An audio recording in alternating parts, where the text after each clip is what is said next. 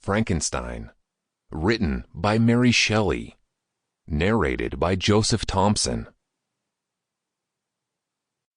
Letter 1. To Mrs. Saville, England, St. Petersburg, December 11th. You will rejoice to hear that no disaster has accompanied the commencement of an enterprise which you have regarded with such evil forebodings. I arrived here yesterday, and my first task is to assure my dear sister of my welfare and increasing confidence in the success of my undertaking. I am already far north of London, and as I walk in the streets of Petersburg, I feel a cold northern breeze play upon my cheeks, which braces my nerves and fills me with delight. Do you understand this feeling?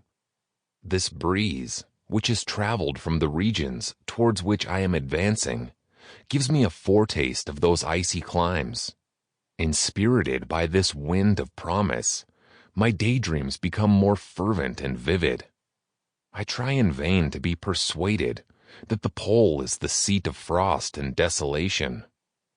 It ever presents itself to my imagination as the region of beauty and delight. There, Margaret, the sun is forever visible, its broad disk just skirting the horizon and diffusing a perpetual splendor. There, for with your leave, my sister, I will put some trust in preceding navigators.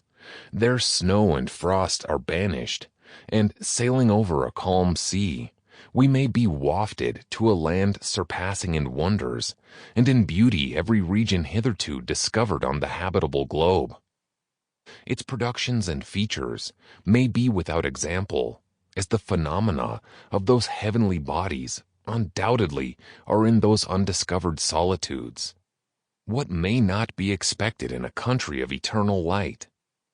I may there discover the wondrous power which attracts the needle and may regulate 1,000 celestial observations that require only this voyage to render their seeming eccentricities consistent forever.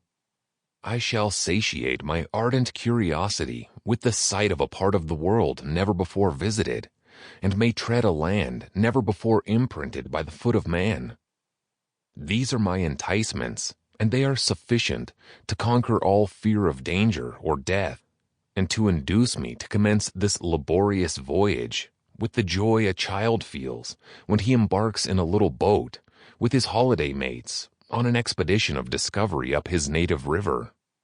But supposing all these conjectures to be false, you cannot contest the inestimable benefit which I shall confer on all mankind, the last generation, by discovering a passage near the pole to those countries, to reach which at present so many months are requisite, or by ascertaining the secret of the magnet, which, if at all possible, can only be effected by an undertaking such as mine.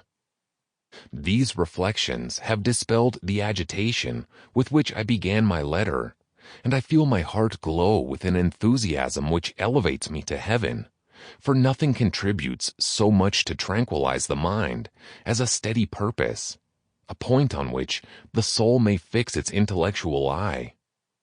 This expedition has been the favorite dream of my early years.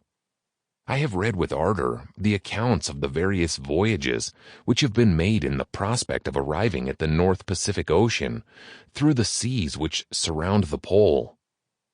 You may remember that a history of all the voyages made for purposes of discovery composed the whole of our good Uncle Thomas's library. My education was neglected, yet I was passionately fond of reading. These volumes were my study day and night, and my familiarity with them increased that regret which I had felt, as a child, on learning that my father's dying injunction had forbidden my uncle to allow me to embark in a seafaring life. These visions faded when I perused, for the first time, those poets whose effusions entranced my soul and lifted it to heaven. I also became a poet, and for 1 year lived in a paradise of my own creation.